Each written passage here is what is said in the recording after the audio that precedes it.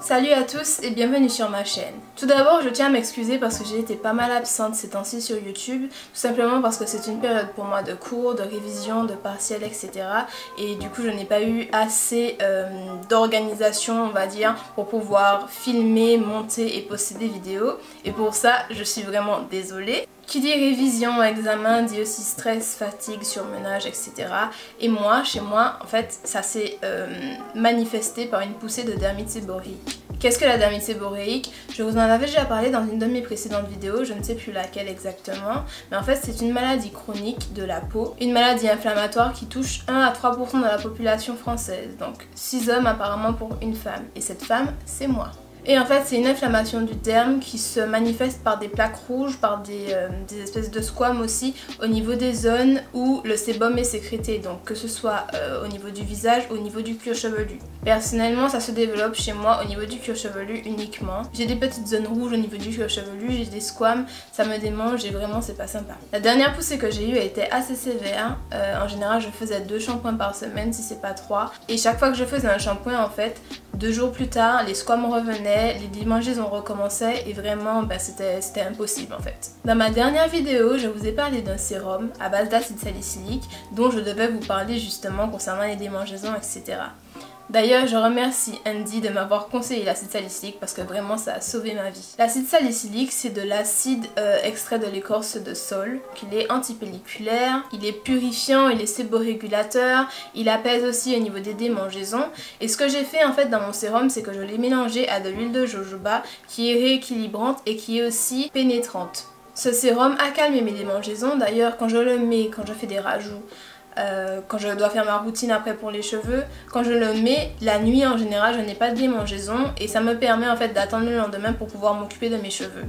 Sauf que avec ce sérum, effectivement, ça a fonctionné pour moi, mais ça n'a pas calmé, on va dire, mes irritations et ça ne m'a pas apporté de cicatrisation au niveau des quelques plaies que j'avais suite justement aux démangeaisons de mon cuir chevelu. Je me suis souvenu que quand j'étais allée chez le médecin, quand on m'avait diagnostiqué ma dermite, on m'avait prescrit un médicament qui s'appelle le diprosalic.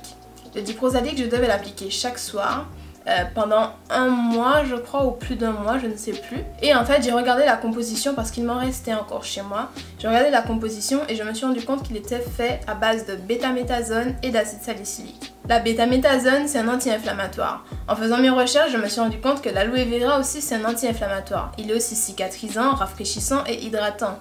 Du coup je me suis dit pourquoi pas ne pas remplacer mon huile de jojoba dans mon sérum et de mettre de l'aloe vera. Ce que j'ai fait en me concoctant un nouveau sérum que j'appliquais chaque soir. Pour cela, je prenais mon gel d'aloe vera, donc moi je l'ai acheté en bouteille pour des raisons pratiques, mais si vous l'avez pur, c'est encore mieux. Bon, le mien il est pur, mais il a de l'épaississant dedans, il a aussi de quoi stabiliser la formule, donc tout ce qui est conservateur, mais pour l'instant, enfin moi je trouve qu'il fait son job. D'ailleurs je l'avais déjà acheté, je l'avais montré dans mes précédentes vidéos, je trouve qu'il fait son travail, donc c'est pour ça que je l'ai racheté et en plus c'est très pratique. Pour ceux et celles qui me suivent sur Instagram, vous savez que je n'ai pas du tout la main verte, donc pour me faire pousser un aloe vera c'est compliqué. Donc ce que je faisais, c'est que je mettais du gel d'aloe vera dans un verre, je rajoutais quelques gouttes d'aloe vera, je mélangeais les deux pour que les deux puissent bien se fondre l'un dans l'autre. Je divisais mes cheveux en 4 pour pouvoir bien appliquer le produit. Surtout, je n'oubliais pas les contours parce que la dermite séborrhéique, en général, elle arrive au niveau des tempes et après, elle monte. Donc moi, j'ai remarqué que j'en ai plus trop au niveau des tempes, mais j'applique quand même, je continue à appliquer uniformément le gel. Et je me faisais un massage du cuir chevelu. Les effets, je les ai remarqués dès le premier soir. Mon gel d'aloe vera m'avait rafraîchi le cuir chevelu, il avait aussi hydraté mon cuir chevelu et mélangé à l'acide salicylique, vraiment mon cuir chevelu était vraiment apaisé. Le 5e soir par contre, je me suis rendu compte que j'avais énormément de plaques, de squames sur mon cuir chevelu, comme si en fait ce que j'avais appliqué dessus avait nettoyer, on va dire, mon cuir chevelu pour repartir sur de bonnes bases. Et en fait c'est ce que fait l'acide salicylique parce que c'est aussi un exfoliant, donc du coup il a enlevé déjà les squames qui se faisaient ou qui allaient se faire pour pouvoir libérer entre guillemets mon cuir chevelu. Donc ce que j'ai fait le 5e soir, c'est que j'ai quand même fait un shampoing parce que j'avais beaucoup trop de squames pour les enlever à la main. J'ai fait mon shampoing. et j'ai réappliqué le mélange et j'ai continué encore pendant une semaine. Et je vous assure qu'en faisant ça chaque soir, ou bien même parfois, là j'ai commencé à espacer, donc tous les 2 soirs ou tous les 3 soirs, je n'ai plus de démangeaison de mon cuir chevelu, il est hydraté, il est apaisé et il a cicatrisé et vraiment, enfin ce sérum pour moi c'est l'aubaine. En ce qui concerne le dosage, moi j'ai commencé graduellement, c'est-à-dire que je suis passée à 2% d'acide salicylique puis à 3%. Les 3% c'est ce que j'utilise actuellement et ça me va parce que je n'ai plus de démangeaison ni de plaques ou de squam. Donc au final les 3% me vont. Après, si vous voulez passer à plus haut parce que vous savez que 3% ça ne va pas avec vous, vous pouvez y aller. Si vous voulez rester à 2% aussi, libre à vous. Sachant que pour faire des crèmes, des lotions, etc., on va jusqu'à 5% maximum pour l'acide salicylique. Pour doser l'acide salicylique, il y a un tableau sur Aromazone qui est super bien fait. Après, si vous voulez doser vous-même, alors il faut respecter la concentration d'acide salicylique. C'est-à-dire que si vous voulez 3%, moi je prends exemple sur ce petit flacon d'Aromazone qui contient normalement 30 ml de solution. Vous allez multiplier donc ces 30 ml avec la concentration d'acide que vous voulez dans votre produit. Donc moi c'est 3%, donc j'ai fait 30 ml divisé par 0,03. Ça m'a donné 0,9 ml. Ce volume, c'est le volume d'acide salicylique qu'il faudra dans votre solution de 30 ml pour que la solution soit dosée à 3%. Donc, sur Aromazone toujours, il y a marqué qu'un millilitre égale à 20 gouttes. Donc pour avoir 0,9 ml, on multiplie justement par les 20 gouttes qu'on divise par 1. Mais bon, on va dire qu'on multiplie seulement par les 20 gouttes. Ça vous donne 18 gouttes. Et là, vous avez le nombre de gouttes d'acide salicylique à mettre dans votre solution de 30 ml. Pour pouvoir avoir votre mélange. Sur la vidéo, vous avez vu que je l'ai fait à l'œil. Je n'ai pas mesuré tout simplement parce que j'ai utilisé ça déjà. Donc je vois quand même à l'œil qu'est-ce que c'est que 30 ml. Mais pour plus de sûreté, vous pouvez toujours doser dans un verre doseur ou bien peu importe comment vous le faites, mais pour plus de sûreté, vous pouvez le faire, il n'y a pas de souci. Personnellement, je le fais à l'œil, ça va sur mon cuir chevelu, c'est ma peau et ça n'engage personne d'autre que moi. J'achète mon acide salicylique sur Aromazone à 3,50 €. Il est végétal, d'ailleurs c'est toujours mieux d'avoir de l'acide végétal, donc naturel, que de l'acide synthétisé dans un laboratoire. Ensuite pour ceux et celles qui sont en Martinique, en Guadeloupe, bien en Guyane, bien à La Réunion, j'ai essayé de chercher où trouver de l'acide salicylique. Malheureusement dans les pharmacies, donc c'était fait en préparation. Donc vous allez en pharmacie, je sais pas si c'est avec ordonnance ou pas, j'ai pas pensé à demander. Mais maintenant apparemment ce sera retiré du marché et les pharmaciens n'ont pas trop le droit je crois d'incorporer ça dans les solutions maintenant. Ce que je peux vous conseiller c'est de commander sur Aromazone. Bon je sais que les frais de livraison sont assez chers, j'ai vu que c'était 30 €. Personnellement quand je rentre en Martinique, j'achète déjà mon stock Aromazone ici et ensuite je rentre. Donc j'avais pas vu que la livraison était aussi chère. Sinon pour une commande de 150 € minimum, vous avez la livraison gratuite. Mais bon qui dit 150 € dit que ce sera peut-être une commande groupée. Et c'est peut-être mieux aussi de faire une commande groupée d'ailleurs pour que du coup vous évitiez de payer des livraisons de façon séparée. Donc ça peut être une solution. En tout cas n'oubliez pas ce qu'on dit, les bons conseils de bons amis, donc voilà. Si vous connaissez un endroit où on peut trouver de l'acide salicylique végétal, n'hésitez pas à le laisser en commentaire en tout cas pour que les autres puissent en profiter. Les précautions maintenant pour l'acide salicylique. Personnellement j'ai une peau sensible. La peau du cuir chevelu c'est une extension de la peau du visage, donc normalement le cuir chevelu est aussi sensible que le visage. Pourtant, je n'ai jamais utilisé de l'acide salicylique ou un autre acide sur mon visage, mais par contre pour mon cuir chevelu, oui, par rapport à mes démangeaisons. Et pour l'instant, ça ne m'a pas brûlé, ni démangé, ni irrité, ni quoi que ce soit. Après, je l'utilise mélangé à de l'aloe vera, donc voilà. Le mélange acide salicylique aloe vera, c'est ce qui m'a soulagée. Et ça n'engage que moi, encore une fois. Ma peau, elle est sensible, je sais, et pourtant j'ai utilisé de l'acide salicylique. Ça ne m'a pas fait du mal, au contraire, ça m'a fait énormément de bien. Par contre, au niveau du soleil, alors n'oubliez pas que c'est de l'acide que vous allez utiliser quand même sur votre cuir chevelu.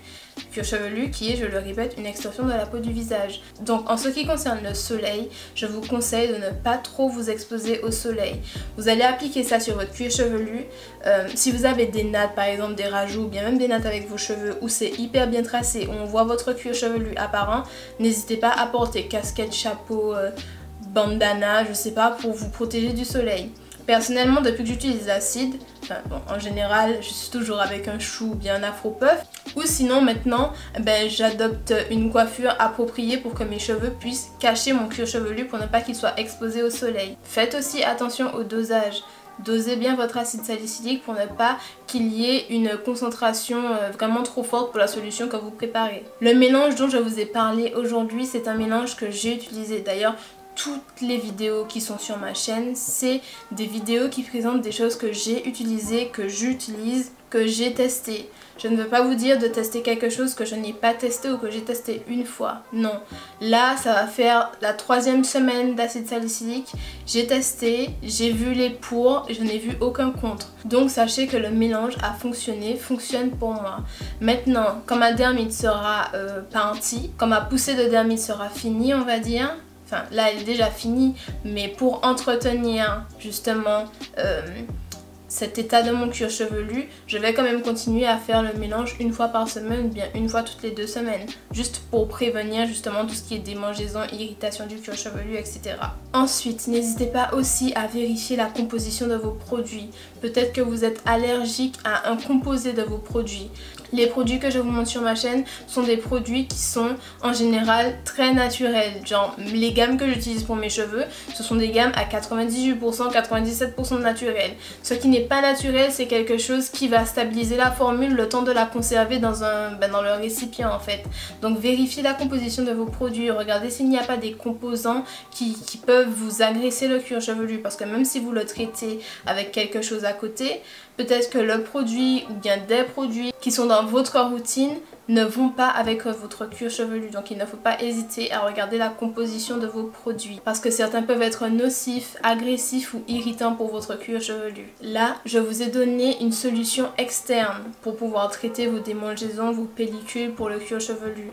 Mais n'oubliez pas que le corps en fait, il manifeste les choses qu'il ressent. Par exemple, ma dermite, elle est là parce que je suis stressée, parce que je suis anxieuse, parce que je suis fatiguée, je suis surmenée. Donc apprenez aussi à écouter les signes de votre corps. Je sais que c'est plus facile à dire qu'à faire. Je suis la première à dire ça, mais je ne suis pas la première à l'appliquer. Il faut apprendre à comment bien gérer son stress, comment ne pas laisser une situation prendre le dessus sur nous. Il faut aussi apprendre à se ménager, à sortir de quelque chose qui est toxique, à sortir d'une situation qui ne nous convient pas. Il faut apprendre aussi à écouter notre corps et à agir en interne sur lui pour que nous soyons bien en fait. Ensuite, dans cette vidéo, je vous ai dit ce que je faisais pour ma dermite, pour mes démangeaisons du cuir chevelu.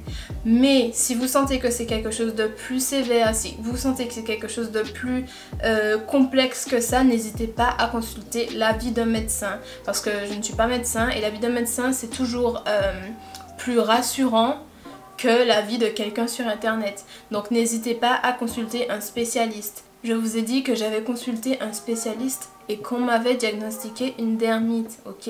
J'ai été chez le médecin, on m'a prescrit quelque chose, ensuite j'ai regardé la composition de ce qu'on m'a prescrit et à mon tour j'ai fait un remède maison qui est, on va dire, la même chose mais de façon plus naturelle. Et j'ai appliqué ça sur moi. Après, si vous appliquez quelque chose du genre sur vous et que vous voyez que ça ne fonctionne pas, ou bien si vous voyez que c'est quelque chose de vraiment plus sévère que moi, n'hésitez pas à consulter un médecin, ce sera toujours mieux. Cette vidéo est maintenant terminée, j'espère qu'elle vous aura plu, j'espère qu'elle vous aura aidé. Si c'est le cas, n'hésitez pas à laisser un j'aime et un commentaire. Si vous connaissez quelqu'un qui souffre de démangeaison du cuir chevelu ou d'irritation, n'hésitez pas à lui envoyer cette vidéo. Et moi, je vous dis à la prochaine pour une nouvelle vidéo.